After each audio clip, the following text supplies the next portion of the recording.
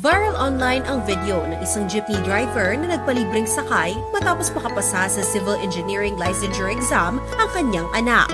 Siya si Tatay Edwin Recososa, isang 52 taong gulang na jeepney driver mula Davao City. Ayon kay Tatay Edwin, matagal na niyang ipinangako sa kanyang pamilya ang pagbibigay ng libreng sakay bilang pasasalamat sa mga pasaherong sumusuporta sa kanyang pamamasada. Ang pagmamaneho ng jeep kasi ang naging hanap buhay ni Tatay Edwin ng 15 taon.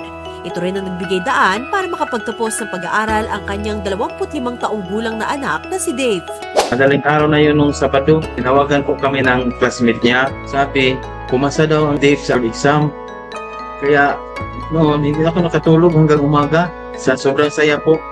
Matapos mag-viral na nakakaantig na kwento ng mag-ama, nagsilbing instrumento ito para makakuha ng trabaho si Dave sa Department of Public Works and Highways o DPWH. Ito ay matapos siyang hikayatin ni DPWH Secretary Vince Dizon na maglingkod sa Davao City Regional Office. Ang dami natin trabaho eh. Ang dami talaga tayong gagawin. Yung mga project natin, kailangan natin paspasan. Kailangan natin bilisan. Kailangan natin ayusin. No? Wala ng mga substandard, wala ng mga ghost project. Lahat maayos na. And ang pag-asa natin, nakina Dave. Isa si Dave sa mga kinuhang empleyado ng DPWH upang punuan ng mahigit 2,000 job vacancies sa ahensya.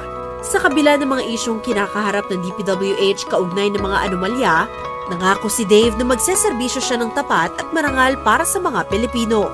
Masaya po ako na maging isa sa role model na makapagtrabaho sa DPWH na maging marangal po. Ang may papangako ko sa mga Pilipino, aasa sila na may makikita silang babago. Magiging tapat ako sa aking tungkulin sa pagtatrabaho, magiging honest ako. Gagawin ko ang lahat para maayos po yung mga nangyayari ngayon.